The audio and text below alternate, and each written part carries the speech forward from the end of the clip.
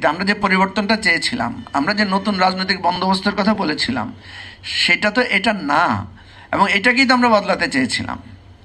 প্রশ্ন হচ্ছে, একটা মজার স্মৃতি বলি আপনাদেরকে, আমরা যখন ঐকমত্য কমিশনে দেখলাম তখন আমরা দুইটা ট্রাস্ট ডেফিসিট দেখলাম। বিএনপি বলছে যে পার্লামেন্ট ঠিক করবে কি আইন হবে কি হবে না, সংবিধান কোথায় সংশোধন হবে, এটা পার্লামেন্ট করবে। জামাত বলছিল যে না, বিএনপিকে বিশ্বাস করা যায় না, বিএনপি বলছে এটা করবে কিন্তু করবে না। আমরা যারা মাঝখানে ছিলাম আমরা নেগোশিয়েট করার চেষ্টা করলাম বোঝানোর জন্য, বিএনপিকে বোঝানোর জন্য, জামাতকে বোঝানোর জন্য, যে আসেন আমরা অন্তত কিছু এই ঐকমত্য কমিশন বা সংস্কার কমিশনের মধ্য থেকে আমরা কিছু অন্তত অ্যাচিভ করি।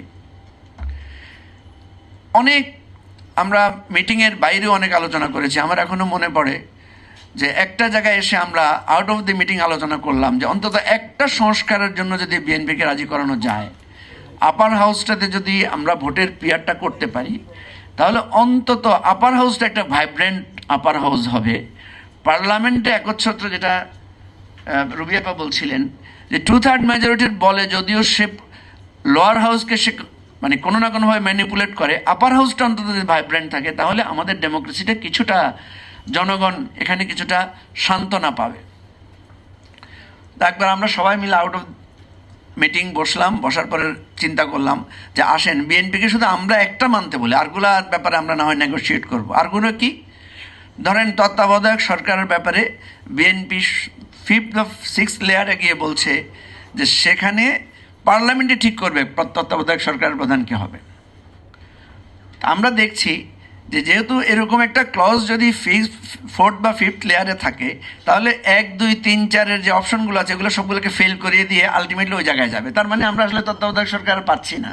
আমরা পাচ্ছি কি, পার্লামেন্টে যার সংখ্যাগরিষ্ঠতা থাকবে সে জোর করে যাকে তত্ত্বাবধায়ক সরকার প্রধান বানাবেন উনি হবেন তত্ত্বাবধায়ক সরকার প্রধান। অর্থাৎ নিরপেক্ষ নির্বাচনের, যেটা শেখ হাসিনা বন্ধ করে ভুল করেছিল, যে তার ক্ষমতা পরিবর্তনটা কিভাবে হবে সেটাই সে বন্ধ করে দিয়েছিল, সেটাই বিএনপি করতে যাচ্ছে।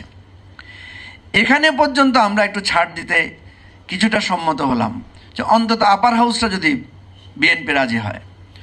তখন আমরা সবাই মিলে বললাম যে চলেন যাই সালাউদ্দিন ভাইকে ধরি, সালাউদ্দিন ভাইকে একটু চাপ দেই। আমি আক্ষরিক অর্থে, এখানে হাসিফ ভাই আছেন, আক্ষরিক অর্থে গিয়ে সালাউদ্দিন ভাই দুই কাঁধে ধরে একটা চাপ দিলাম, মানে একটু ফান করলাম। বললাম সালাউদ্দিন ভাই আপনাকে সবাই মিলে আমরা চাপ দিচ্ছি, আপনি আমাদের কথায় রাজি হয়ে যান।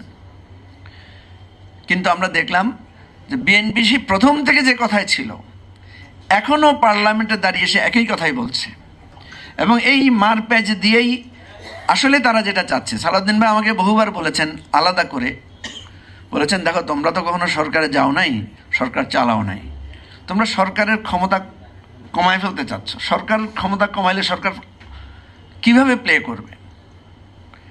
দেখেন, আমরা একটা সরকার গত 18 মাসে দেখেছি, যেটাকে আমরা খুব সমালোচনা করেছি তীব্র ভাষায়, প্রফেসর ইউনূসের সরকার, যেটাকে আমরা বলেছি যে এই সরকারের কোনো কর্তৃত্ব নাই, এই সরকার মনে হচ্ছে যেন নিয়ন্ত্রণহীন, তার কোনো নিয়ন্ত্রণ নাই পুলিশের উপরে, আর্মির উপরে, অ্যাডমিনিস্ট্রেশনের উপরে।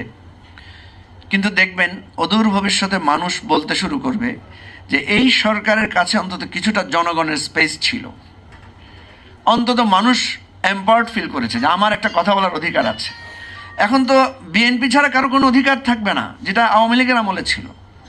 আমার নির্বাচনী এলাকায় গত 4-5 দিন আগে একটা অদ্ভুত ঘটনা ঘটেছে।